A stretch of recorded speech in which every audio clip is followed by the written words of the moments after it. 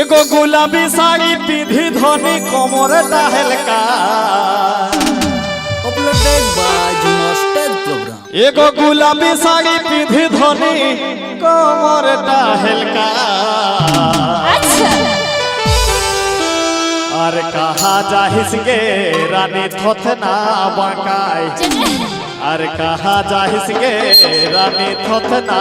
बाकाय एगो गुलाबी साड़ी पीधी धोनी कोमरटा हल्काय एगो गुलाबी साड़ी पीधी धोनी कोमरटा हल्काय कहा जाहिस गे रानी मोटा बाकाय कहा जाहिस गे रानी मोटा बाकाय कहा जाहिस गे रानी मोटा बाकाय कहा जाहिस गे रानी मोटा बाकाय एगो गुलाबी साड़ी पीधी धोनी कोमरटा हल्काय एगो गुलाबी साड़ी पीधी धोनी कोमरटा हल्काय कहा जाहिस गे रानी मोटा बाकाय कहा जाहिस गे रानी खोतना बाकाय कहा जाहिस गे रानी मोटा बाकाय कहा जाहिस गे रानी खोतना बाकाय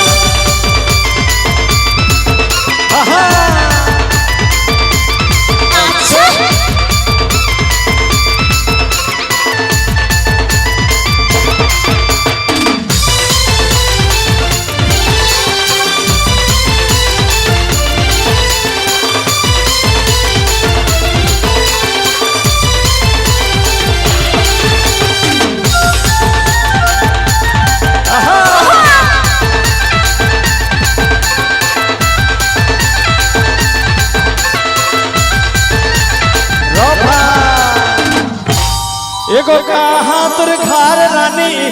की ना करिस का अपलोडेड बाय जुमा स्टेज प्रोग्राम। एगो कहा तुर घर रानी की ना करिस का अरे कोही देना गे रानी की ना तरका कोही देना गे रानी की ना तरका एगो कहा तुर घर रानी की ना करिस का एगो कहा तुर घर रानी की ना करिस का कोही देना गे रानी की ना तरका कोही देना गे रानी की ना तरका कोही देना गे रानी की ना तरका कोही देना गे रानी की ना तरका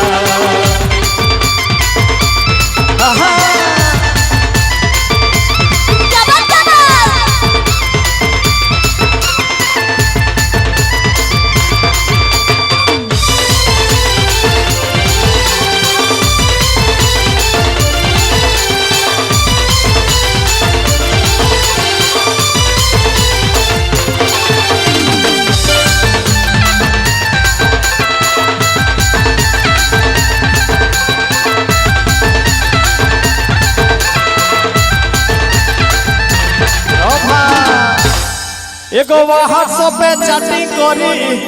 आरो करे फोन झूठ बोलता है झूठ हम नहीं मैसेज करते एगो व्हाट्सएप पे चैटिंग करी आरो करे फोन क्यों झूठ बोलते हैं अरे भागी दिस ना गे रानी हमर काटा मो भागी दिल का गे रानी हमर काटा मो एगो व्हाट्सएप पे चैटिंग करी आरो करे फोन एगो व्हाट्सएप पे चैटिंग करी आरो करे फोन भागी दिस ना गे रानी हमर काटा मो भागी दिस ना गे रानी हमर काटा मो भागी दिस ना गे रानी हमर काटा मो भागी दिस ना गे रानी हमर काटा मो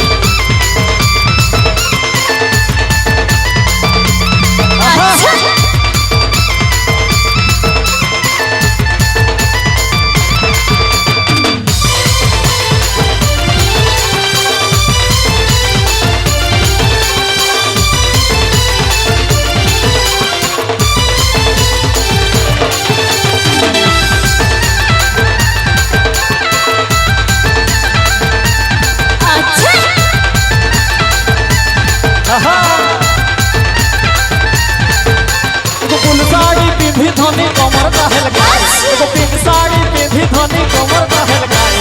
कहा जाहिस गे रानी खोतना बाकाई कहा जाहिस गे रानी मोटा बाकाई कहा जाहिस गे रानी मोटा बाकाई